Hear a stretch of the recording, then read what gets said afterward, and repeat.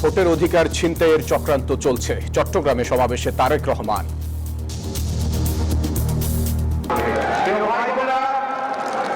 বিগত 15 বছর যেভাবে আপনাদের রাজনীতি এবং অর্থনৈতিক অধিকার ছিনিয়ে নেওয়া হয়েছিল, সেরকম একটি ষড়যন্ত্র আবারও শুরু হয়েছে। ক্ষমতায় গেলে দুর্নীতির ত্রুটি চেপে ধরার ঘোষণা।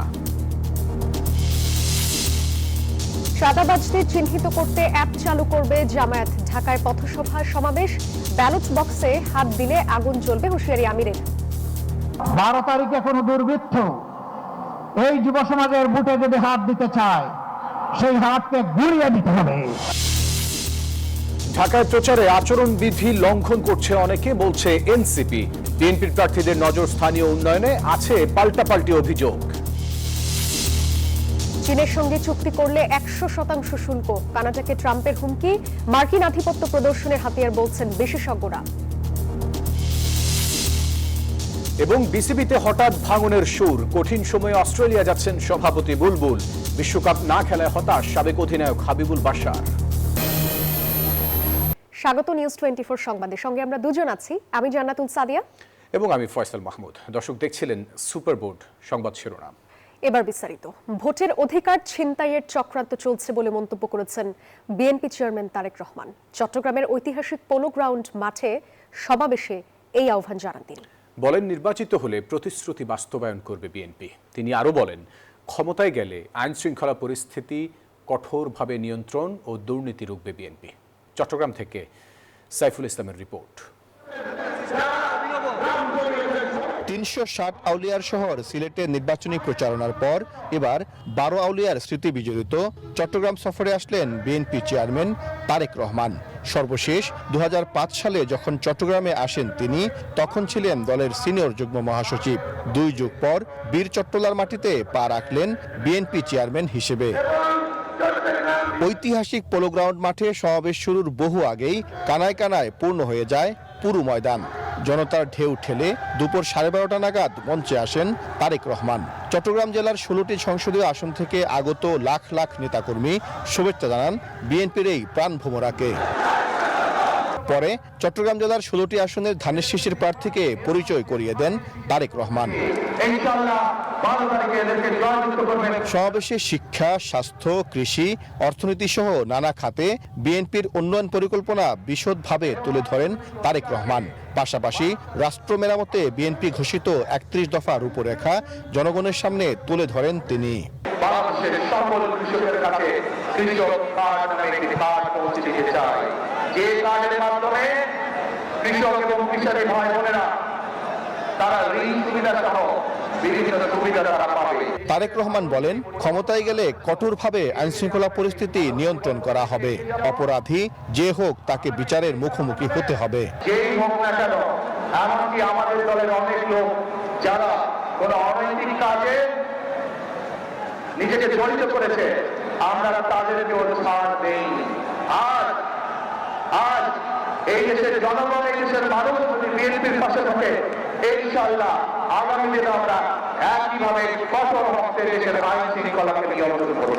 24-এর গণ অভ্যুত্থানের মাধ্যমে নতুন বাংলাদেশ বিনির্মাণের যে সুযোগ তৈরি হয়েছে তা কাজে লাগাতে সবাইকে আহ্বান জানান বিএনপির এই কাণ্ডারি। সকলকে আমি আহ্বান জানাবো, ধানের শীষ তথা বিএনপির রাস্তা রাখুন।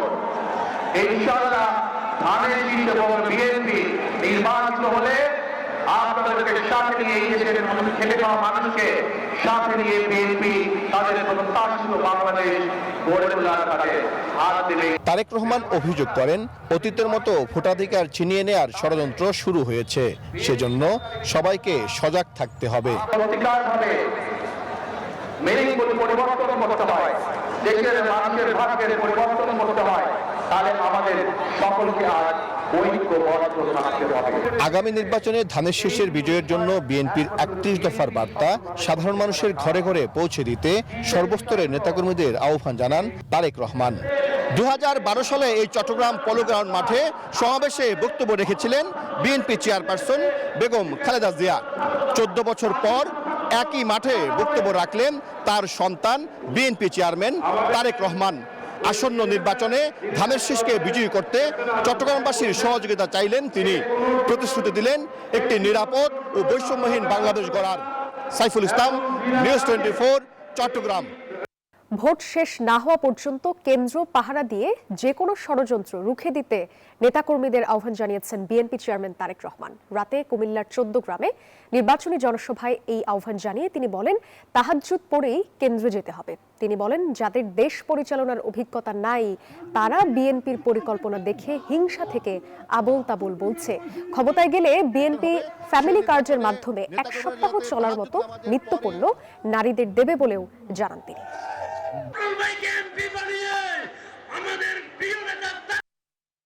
কেউ যাতে কোনো ষড়যন্ত্র করতে না পারে, একদম ভোট শেষ না হওয়া পর্যন্ত ভোট কেন্দ্র পাহারা দিবেন।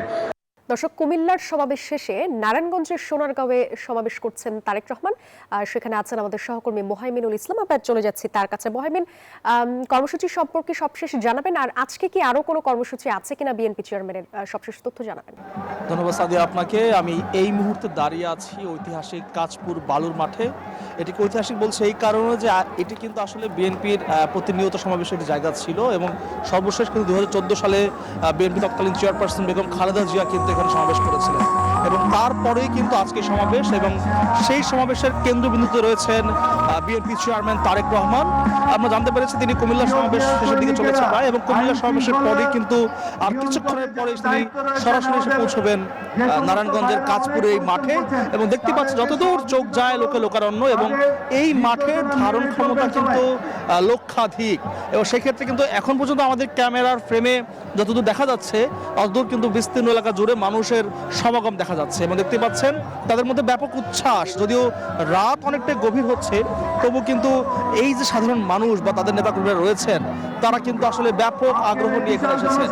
এবং সবচেয়ে আশ্চর্যের বিষয় হচ্ছে যে দলের বাইরেও কিন্তু আমরা দেখেছি যে সাধারণ মানুষের মধ্যে ব্যাপক উৎসাহ বিএনপি চেয়ারম্যানকে দেখার জন্য এবং তার কাছ থেকে কিছু কথা শোনার জন্য। আমরা কথা বলছি নেতাকর্মীদের সাথে যে আসলে এত মানুষের আসলে তারা পরিকল্পনা করেছিলেন কিনা। তারা বলছিলেন যে নারায়ণগঞ্জ যেহেতু ঐতিহ্যগতভাবেই বিএনপি বিভিন্ন সময় শ্রমিক দিবস এবং বিভিন্ন গুরুত্বপূর্ণ দিবসগুলোতে কিন্তু এখানে জনসভা করতো, এবং সেখানে কিন্তু তৎকালীন বিএনপির চেয়ারপারসনের উপস্থিত থাকতো। সেক্ষেত্রে কিন্তু বিগত দীর্ঘদিন তারা সেই দলেরই চেয়ারম্যানের দেখা পাননি এবং চেয়ারপারসনের দেখা পাননি। ঠিক সেই কারণে আজকে তাদের নতুন চেয়ারম্যান তারেক রহমানকে ঘিরে তাদের মধ্যে ব্যাপক উচ্ছ্বাস রয়েছে, এবং তাদের ধারণা যে এই সমাবেশে তারেক রহমানের আগমনকে ঘিরে আসলে যে উদ্দীপনা তৈরি হবে তা নিয়ে আগামী নির্বাচনে তারা ভালো ফলাফলের দিকে এগিয়ে যেতে পারেন। এবং একটি বড় বিষয় সাধারণ মানুষকে জিজ্ঞেস করছিলাম আমরা যে তারা কেন এসেছেন, কারণ আমরা দেখেছি যে পিরোজপুর, মুন্সিগঞ্জ এবং আশপাশের বিভিন্ন আসন থেকেও কিন্তু লোকজন এসেছে। তখন আমরা জানার চেষ্টা করেছিলাম যে তাদের আসল উদ্দেশ্যটা কি। তারাও বলছিলেন যে দীর্ঘদিন পরে বিএনপি চেয়ারম্যান তারেক রহমান দেশে এসেছেন, এবং তারপরে তার নির্বাচনী প্রচারণার শুরুর দিকেই আসলে নারায়ণগঞ্জে আসছেন, এবং আজকে কিন্তু দ্বিতীয়বার নারায়ণগঞ্জে আসছেন, এবং এ নিয়ে কিন্তু তাদের মধ্যে ব্যাপক উচ্ছ্বাস রয়েছে। এবং আজকে নারায়ণগঞ্জের এই কাঁচপুরের যে সমাবেশটি রয়েছে এরপরেই কিন্তু তার আজকের দিনের সফর পুরোপুরি শেষ চলেছে, এবং তারপর তিনি কিন্তু ঢাকায় ফিরে যাবে। তো সাদিয়া, এখান থেকে এই ছিল এখন পর্যন্ত আমার কাছে সর্বশেষ তথ্য। কেউ কেউ হেরে যাওয়ার ভয়ে বাঁকা অন্ধকার গলিতে যেতে পারেন। জুলাই যোদ্ধাদের ভোটের বাক্সে হাত দিলে আগুন জ্বলবে বলে হুঁশিয়ারি দেন জামায়াতের আমির ডক্টর শফিকুর রহমান। ঢাকায় 11 দলীয় নির্বাচনী ঐক্যের বেশ কয়েকটি জনসভায় অংশ নিয়ে এসব বলেন তিনি। জানান, সকল সভ্য দেশের সাথে সুসম্পর্ক রাখবে 11 দল, তবে দেশের অভ্যন্তরীণ বিষয়ে নাক গলানো কিংবা কারো প্রভুত্ব মেনে নেওয়া হবে না। নির্বাচন যতই ঘনিয়ে আসছে ততই পাল্টাপাল্টি বক্তব্যের রাজনীতিতে বাড়ছে উত্তাপ। উত্তরের কয়েক জেলার পর এবার জামায়াত আমিরের নির্বাচনী প্রচার ফিরল ঢাকায়। রবিবার ঢাকার 4টি আসনে 11 দলীয় ঐক্যের প্রার্থীদের পরিচয় করিয়ে দিতে সমাবেশ করে জামায়াতে ইসলামী। সমাবেশ আর পথসভায় ব্যস্ত সময় পার করেন জামায়াত আমির। আসসালামু আলাইকুম ওয়া রাহমাতুল্লাহ। এ সময় 11 দলীয় নেতারা জনগণকে মার্কা নয় ব্যক্তি দেখে ভোট দেওয়ার আহ্বান জানান।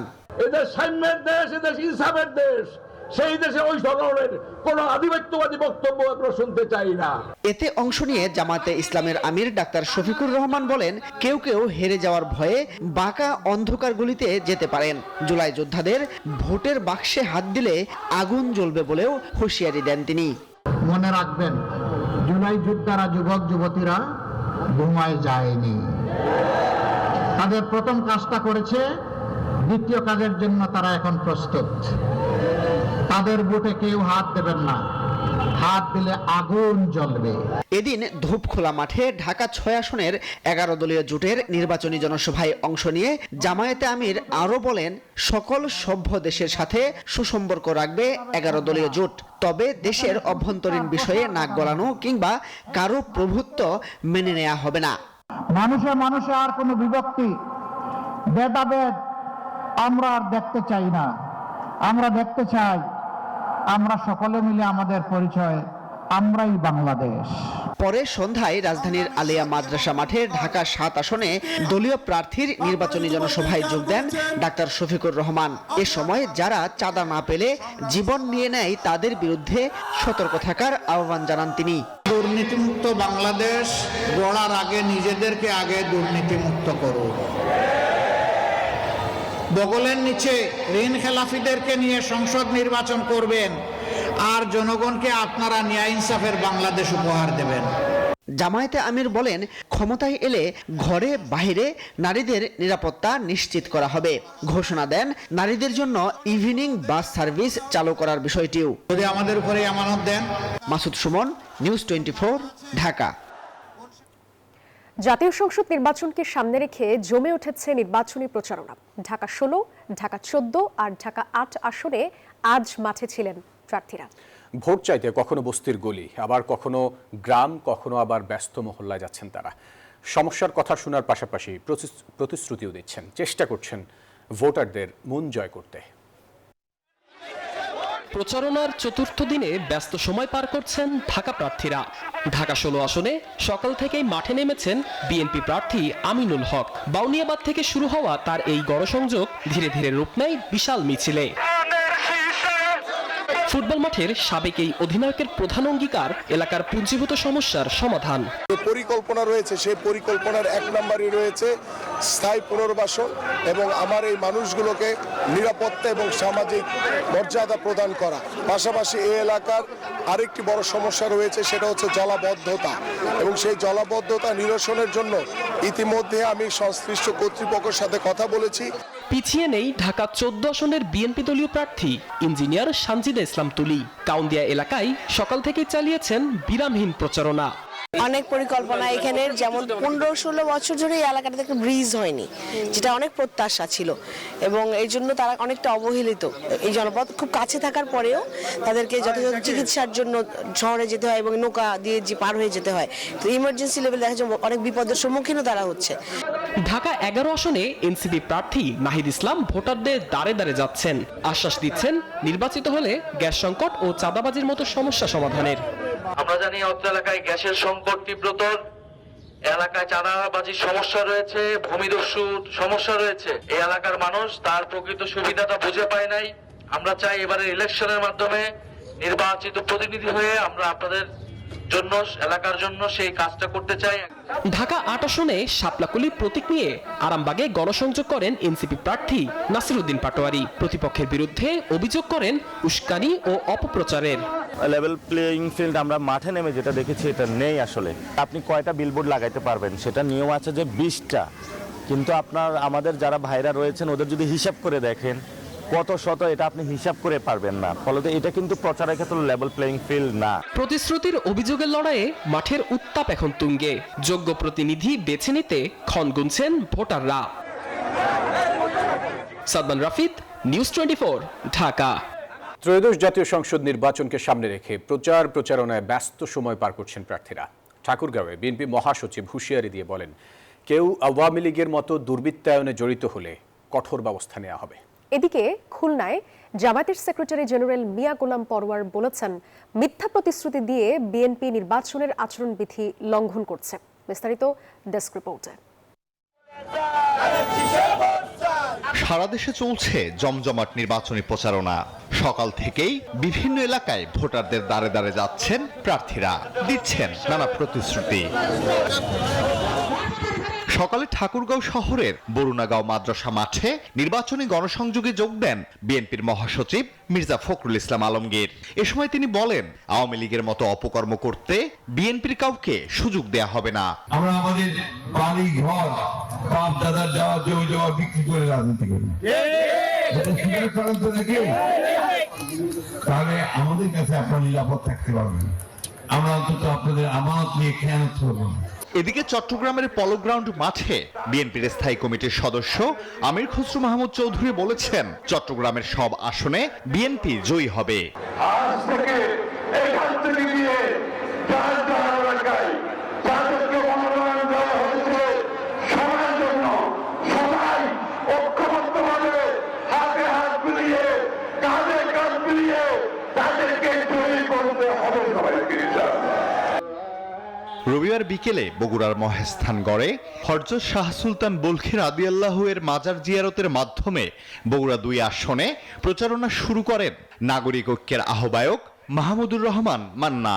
এখন পর্যন্ত আমি একটা লক্ষ্যেই লড়াই করছি, যেরকম স্বৈরাচারীর বিরুদ্ধে লড়াই করছি, সেরকম একটা গণতান্ত্রিক দেশ, কল্যাণ রাষ্ট্র গড়ে তোলবার জন্য লড়াই করছি আমি। অপরদিকে জামায়াতের সেক্রেটারি জেনারেল মিয়া গোলাম পরোয়ার বলেছেন, ফ্যামিলি কার্ড ও কৃষক কার্ডের মিথ্যা প্রতিশ্রুতি দিয়ে বিএনপি নির্বাচনের আচরণবিধি লঙ্ঘন করছে। মানুষেরও দেশে 18 কোটি, মানে আমরা 50 কোটি কার্ড দেবো। তার মানে মিথ্যে কথাও তো দম করে করছে, তাও সে কথা বলছে।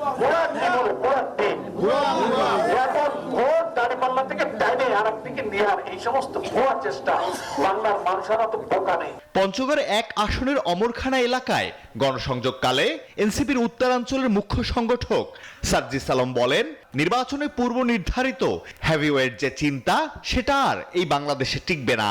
পঞ্চগড়ের যদি আমি উন্নয়ন চাই, মানুষের যদি ভোগান্তি লাঘব করতে চাই, তাহলে প্রশাসনের রাজনৈতিক হস্তক্ষেপটা বন্ধ করতে হবে। বেশিরভাগ ভোটার নির্বাচনে অংশ না নেয় এই নির্বাচন গ্রহণযোগ্য হচ্ছে না বলে মন্তব্য করেছেন জাতীয় পার্টির চেয়ারম্যান জিএম কাদের। সরকার দলীয় যদি নির্বাচনে থাকে, সরকার এবং সেই দল যদি থাকে, নির্বাচন যদি সেই সরকারের অধীনে হয়, সেই নির্বাচন কখনই অবাধ, সুষ্ঠু, নিরপেক্ষ হয় না।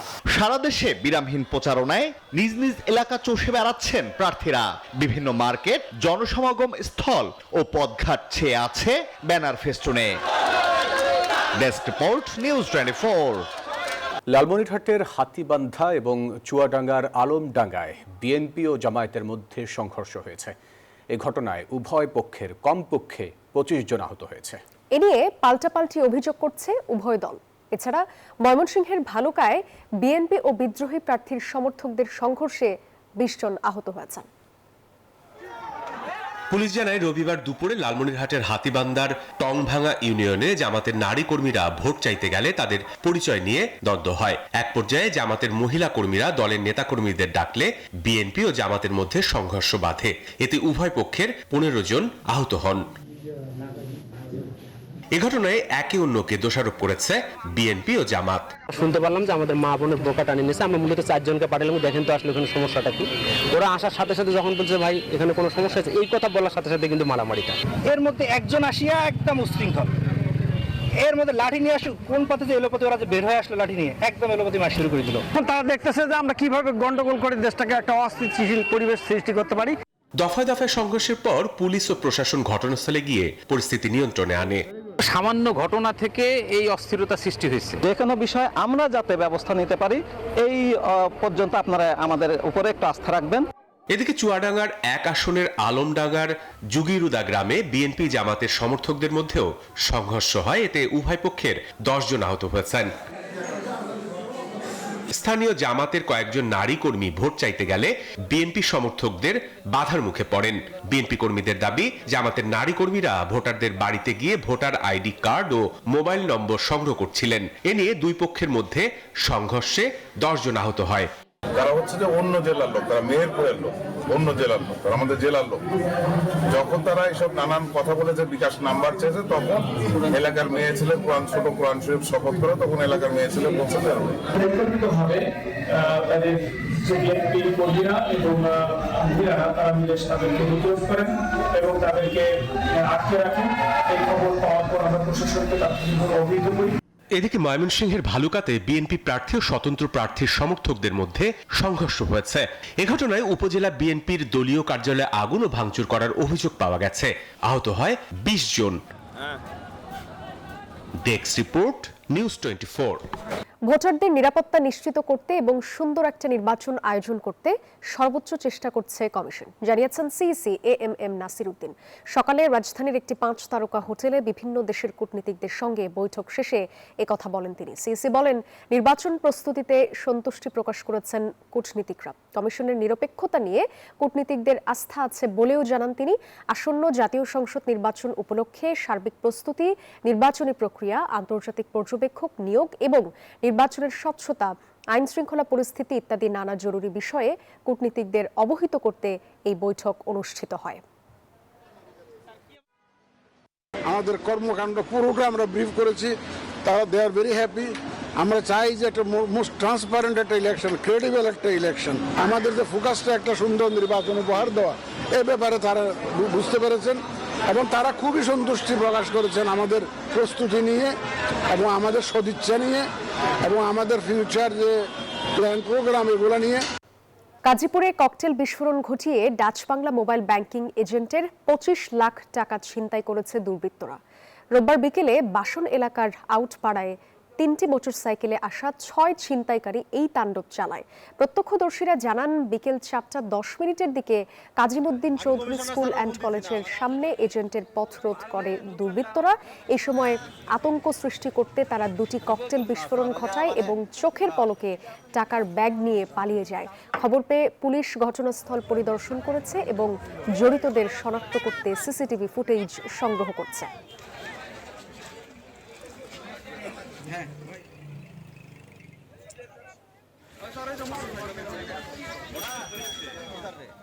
আমি কমিশনার স্যারও ফোন দিছি না, মানে পারলে দোকানটা মানে স্যার 45,191 কোটি টাকা ব্যয় 25টি প্রকল্প অনুমোদন করেছে জাতীয় অর্থনৈতিক পরিষদের নির্বাহী কমিটি একনেক। এর মধ্যে সরকারের নিজস্ব অর্থায়নে 10,881 কোটি টাকা, প্রকল্প ঋণ 32,018 কোটি এবং সংস্থার নিজস্ব অর্থায়ন 2,291 কোটি টাকা।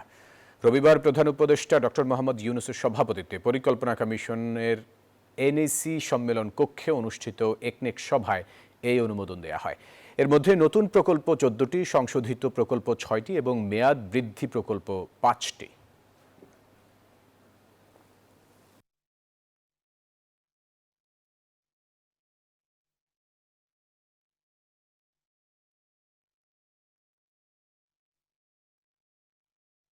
পররাষ্ট্রনীতিকে প্রভাবিত করতে বরাবরই শুল্ককে হাতিয়ার বানিয়েছেন মার্কিন প্রেসিডেন্ট ডোনাল্ড ট্রাম্প। সর্বশেষ তিনি এই কৌশল প্রয়োগ করছেন কানাডার উপর। হুমকি দিয়েছেন চীনের সঙ্গে বাণিজ্য চুক্তি করলে কানাডার উপর 100% শুল্ক আরোপের। বিশেষজ্ঞরা বলছেন, শুল্ককে শুধু অর্থনীতির হাতিয়ার নয়, বিশ্ব রাজনীতিতে নিজের ক্ষমতা প্রদর্শনের কৌশল হিসেবে নিয়েছেন ট্রাম্প।